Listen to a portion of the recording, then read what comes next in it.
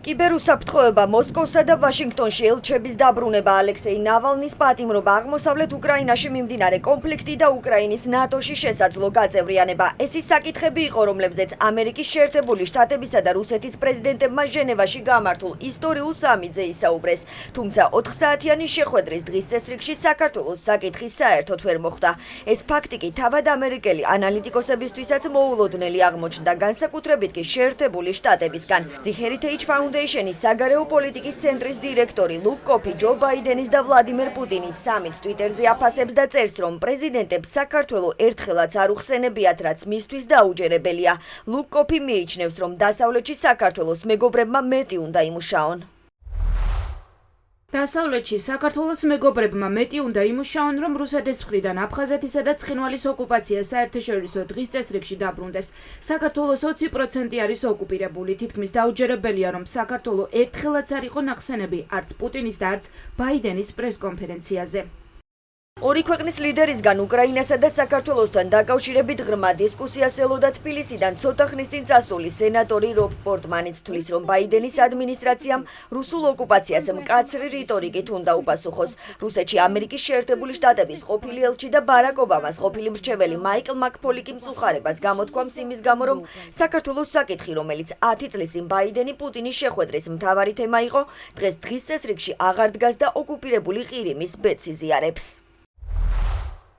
ეს არის ის, რაც ხდება, როდესაც დასავლეთში დავივიწყებთ წარსულს და მხოლოდ მომავალზე ვამახვირებთ ყურადღებას. 10 წლის წინ ბაიდენ-პუტინის ბოლო შეხვედრისას საქართველო იყო მთავარი თემა. ახლა არავინ განიხილავს ოკუპაციას. ვწუხარ, რომ საქართველო ყირიმის მსგავს ბედს იზიარებს.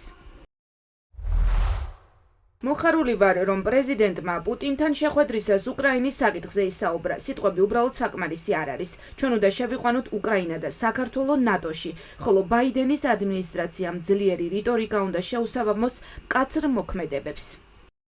ის, რომ საქართველოს საკითხი ისტორიული შეხვედრის დღის წესრიგში ვერ მოხვდა, არ უკვირთ ქართველ ანალიტიკოსებს. ამბობენ, რომ უკვე წლებია საქართველოს ხელისუფლება რუსეთის არ გაღიზიანების პოლიტიკას ეწევა, ამიტომ ქვეყანა საერთაშორისო დღის წესრიგში აღარ დგას.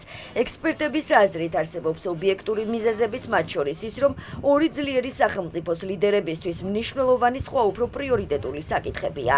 საქართველოს ამჟამინდელი ხელისუფლება ამ პოლიტიკას ემხრობა, რომ ჯობს საქართველო არ იყოს საერთაშორისო დღის წესრიგში და მთელი ჩვენი პოლიტიკა უკანასკნელი 9 წლის განმავლობაში არის მიმართული იმისკენ, რომ რუსეთი არ უნდა გაღიზიანდეს. მიზანმიმართული ქმედებები იყო საქართველოს საერთაშორისო დღის წესრიგიდან ამოღების მიმართულებით. მეორე, ეს არის ობიექტური მიზეზები, რომელიც არსებობს. ამერიკის შეერთებულ შტატებს დღეს რუსეთთან აქვს განსახილველი საერთაშორისო დღის წესრიგის ის თემები, რომელიც ბევრად უფრო პრიორიტეტულია და ის საკითხები, რომელიც ამერიკის შეერთებულ შტატებს ბევრად უფრო მეტად აწუხებს. საქართველოს ხელისუფლების მხრიდან არაეფექტურ საგარეო პოლიტიკაზე საუბრობს ოპოზიციაც და აცხადებს, რომ ქვეყანა საერთაშორისო დღის წესრიგიდან გამქრალია.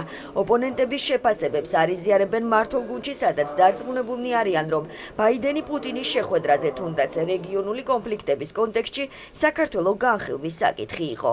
პრობლემა ჩვენი ქვეყნის გადმოსახედი და მთავარი მდგომარეობის იმაში, რომ ჩვენი საკითხი, საქართველოს ოკუპაციის და საქართველოს სუვერენიტეტის და ტერიტორიული მთლიანობის და დემოკრატიის წინააღმდეგ პუტინის რუსეთის განგრძობადი აგრესიის საკითხი არ დგას უმაღლესი დღის წესრიგის დონეზე. უკვე დიდი ხანია ეს ასეა და ვერც ამ ეტაპზე ვერ მოხერხდა, თუნდაც უკრაინასთან ერთად კონტექსტში, რომ ეს საკითხი წამოწეულიყო წინ. არ გვყავს მთავრობა, რომელიც ამ საკითხზე და სხვა ჩვენ ეროვნულ ინტერესებს შემოვალ საკითხებზე იმუშავებდა აქტიურად და მათ შორის ჩვენ პარტნიორებს, როცა ეს აუცილებელია, შეაწუხებდა, როგორც ამას აკეთებს უკრაინის ხელისუფლება და უკრაინის პრეზიდენტი. ნახეთ, რომ ძალიან მკაცრი მესიჯები დააფიქსირა ბაიდენმა. ძალიან სამწუხაროა, რომ ჩვენმა მთავრობამ არ იმუშავა საკმარისად იმისათვის, რომ საქართველოს თემატიკაც გაჟღერებულიყო, მიუხედავად იმისა, რომ დახურულ კარს მიღმა საქართველოს თემაზე იქნება საუბარი, როგორც ჩვენმა პარტნიორებმა მოგვახსენეს, მაგრამ ღიად ის, რაც იყო ძალიან მნიშვნელოვანი გზავნილი, რომელიც უნდა გაჟღერებულიყო,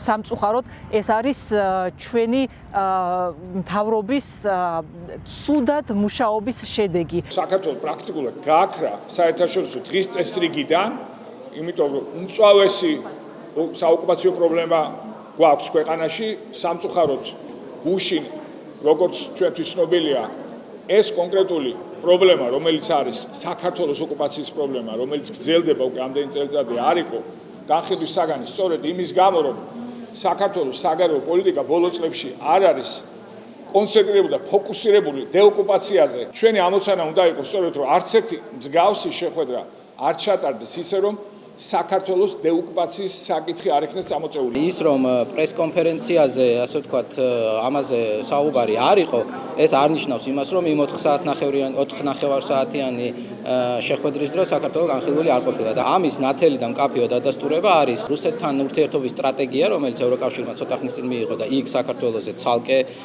ასე ვთქვათ, თავი არის პარაგრაფია მიძღვნილი და ევროკავშირ ამერიკის შეერთებული შტატების სამიტის ერთობლივი დეკლარაცია, რომელზეც საქართველოს ასევე ცალკე არის მოხსენიებული. ამიტომ კიდევ ერთხელ ვამბობ, რომ ის, ვინც ამბობს, რომ საქართველოს არის საერთაშორისო რადარებიდან გამქრალი, მე მგონი უნდა ვკითხოთ სიტყვა გამქრალის მნიშვნელობა ქართულში იციან თუ არ იციან. იმ შეხვედრაზე, რომელშიც განიხილებოდა გლობალური უსაფრთხოების საკითხები მაგალითად, ან მაგალითად ამ სახელმწიფოთა შორის არსებული ურთიერთობის გავლენა მაგალითად გეოპოლიტიკურ კლიმატზე და ასე შემდეგ, იქ მე ვფიქრობ, რომ ეს ნამდვილად არ არის იმის მანიშნებელი, რომ რაიმე ფორმით საქართველოს საკითხმა შეიძლება აქტუალობა დაკარგოს. ეს ნამდვილად ასე არ არის. პირიქით მე ვიტყოდი, რომ როდესაც სწორედ საქართველოს პრეცედენტი და გარემოება გახლავთ, ამ შემთხვევაში განმაპირობებელი იმ საუბრების საჭიროებისა, რომელიც დაისვა თუნდაც იმ განსახილველ იმ შეხვედრაზე. ამერიკა-რუსეთის გამწვავებული ურთიერთობის ფონზე ბაიდენი პუტინის გუშინდელ შეხვედრას მსოფლიო განსაკუთრებული ყურადღებით აკვირდებოდა. პრეზიდენტებმა 4 საათიანი შეხვედრის დასრულების შემდეგ ცალ-ცალკე გამართულ პრესკონფერენციაზე განაცხადეს, რომ მოლაპარაკებებმა კონსტრუქციულად ჩაიარა. მიაღწიეს გარკვეულ შეთანხმებასაც, მათ შორის ხანგრძლივი დიპლომატიური კონფლიქტის შემდეგ ვაშინგტონსა და მოსკოვში ელჩების დაბრუნებაზე შეთანხმდნენ. რაც შეეხება უკრაინას, ვლადიმერ პუტინმა განაცხადა, რომ უკრაინის ნატოში ინტეგრაციის საკითხს გაკვირვით შეეხნენ, ვინაიდან მისი თქმით აქ განსახილველი არაფერია. რაც ეხება უკრაინას, ამას შეეხო საუბარი. ვერ ვიტყოდი, რომ ძალიან დეტალურად, მაგრამ როგორც მივხვდი, პრეზიდენტი ბაიდენი ეთანხმება იმას, რომ უკრაინის აღმოსავლეთის საკითხის დარეგულირებას საფუძვლად უნდა ედოს მინსკის შეთანხმება. რაც შეეხება საკითხს უკრაინის ნატოში შესაძლო შესვლაზე, ამ თემას შევეხეთ გაკვირვით და აქ არაფერია განსახილველი. შეხვედრაზე არ ყოფილა არანაირი მტრული განწყობა. ჩვენი პოზიციები ერთმანეთს არ ემთხვევა, მაგრამ საუბარი ერთობ კონსტრუქციული იყო. ბაიდენს თეთრ სახლში არ დავუპატიჟები ვარ, ფიქრობ ასეთი ვიზიტებისთვის შესაბამისი გარემოებები უნდა მომწიფდეს. მთლიანობაში ჩვენ ერთ ენაზე ვსაუბრობდით, საერთოდ არ არის საჭირო თვალებში და სულებში ჩახედვა. ჩვენ ვიცავთ ჩვენი ქვეყნების ინტერესებს. მე გავაკეთე ის, რის გამოც ჩამოვედი. პირველი გამოვავლინე ის თემები, სადაც ჩვენ ქვეყნებს შეუძლიათ პრაქტიკული მუშაობა, რათა ჩვენი საერთო ინტერესები წინ წავწიოთ და ასევე სარგებელი მოვუტანოთ მსოფლიოს.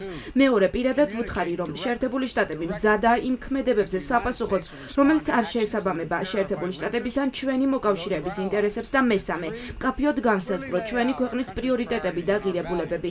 ასე რომ პუტინმა ეს ჩემგან პირადად მოისმინა. მე უნდა გითხრათ, რომ შეხვედრის ტონი იყო დადებითი და პოზიტიური. მე მას მივანიშნე, რომ ჩვენ საკმაოდ ძლიერი კიბერშესაძლებლობები გვაქვს და მან ეს ძალიან კარგად იცის. თუ ისინი გააგრძელებენ ძირითადი ნორმების დარღვევას, ჩვენ მათ ვუპასუხებთ. მას ახლა ცივი ომი ყველაზე ნაკლებად სჭირდება. მე მას განვუმარტე, რომ გავაგრძელებ საუბარს იმ შემთხვევების წინააღმდეგ, როდესაც ადამიანის უფლებების დარღვევა ხდება. მე მას მივუთითე, რომ ამის გამო ვაპირებთ წამოვწიოთ ჩვენი შეშფოთება ისეთ საქმეებთან დაკავშირებით, როგორიცაა ალექსეი ნავალნი. პრეზიდენტების რანგში ჯო ბაიდენის და ვლადიმერ პუტინის პირველი შეხვედრა ჟენევაში ლაგრანჟის ვილაში გაიმართა. ამერიკის შეერთებული შტატებისა და რუსეთის პირველ პირებს შვეიცარიის პრეზიდენტი გაი პარმელინი დახვდა. ისტორიული შეხვედრის წინ ჯო ბაიდენმა და ვლადიმერ პუტინმა ერთმანეთს ხელი ჩამოართვეს და ერთობლივი ფოტოც გადაიღეს.